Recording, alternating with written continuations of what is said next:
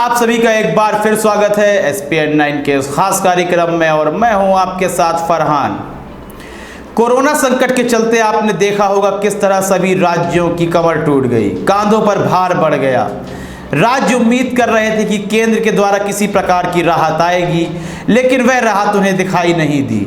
जब 20 लाख करोड़ का बजट सुनाया जाता है, एक रिलीफ पैकेज दिया जाता है, तब ममता बनर्जी भी सामने आती हैं और स्पष्ट कर देती हैं कि इस पैकेज से जो राज्यों को मिलने वाला है वह सिर्फ शून्य है, हमें इससे कुछ भी प्राप्त नहीं होने वाला है। यह ममता बनर्जी का कहना था और फिर अन्य राज्यों से भी इस तरह की आवाज़ें उठने लगी। यह कोई प्रोपेगेंडा नहीं है, बल्कि यदि आप जितना भी इस 20 लाख करोड़ के पैकेज में जो राशि निकाली गई है, वाकई में उनमें राज्यों के लिए किसी प्रकार की राहत नहीं है। राज्यों के कांधों पर जो भार पहले था वह अब भी है। कोरोना संक्रमण के चलते जो सबसे ज़्यादा कवायदें की हैं और मेहनत की हैं वह राज्य सरकारों ने ही की हैं।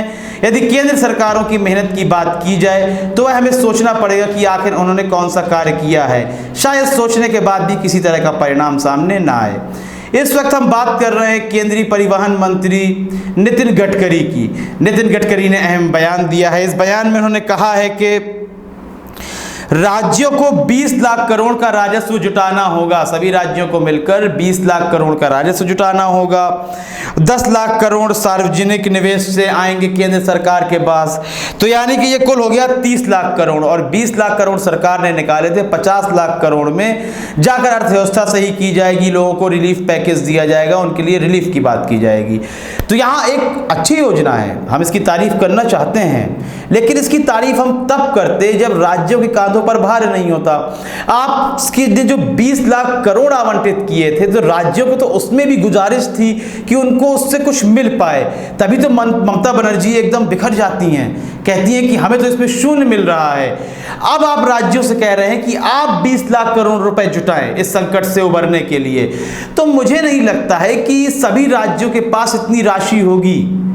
मुझे नहीं लगता है कि सभी राज्यों पर अभी इतना सामर्थ्य है कि वे अकेले ही अपने राज्य का खर्चा उठा सकें, बल्कि केंद्र की तरफ लगातार मुंह बाए देख रहे हैं कि केंद्र कोई मदद हमें मुहैया करवाए।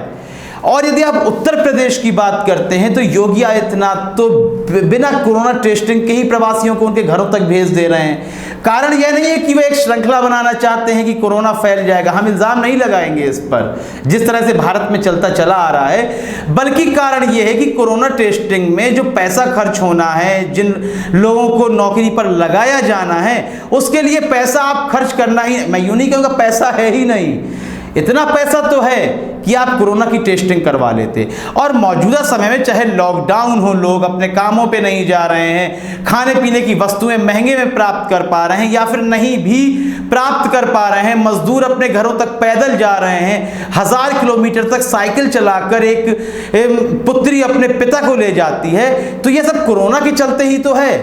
तो फिर उसको खत्म करने के लिए आप टेस्टिंग कराने में असमर्थ क्यों हैं? तमाम ऐसे वीडियोस सामने आ रहे हैं, बातें सामने आ रही हैं जहां से यह पता चलता है कि उत्तर प्रदेश में बिल्कुल भी कोरोना टेस्टिंग नहीं हो रही है। तो 20 लाख करोड़ का बजट यह राज्य कहां से निकाल पाएंगे, यह हम सोच रहे हैं। यदि आपने सोच लिया है तो आप कमेंट सेक्शन में बता दें कि आखिर यह बजट कहां से आएगा, यह राजस्व कहां से आएगा, कौन कौन राज्य देने में समर्थ है और कौन कौन असमर्थ है। कार्यक्रम को लाइक करें, ज़्यादा से ज़्यादा शेयर करें और चैनल को सब्सक्राइब अवश्य कर दें। तब तक के लिए इजाज़त दीजिए, धन्यवाद।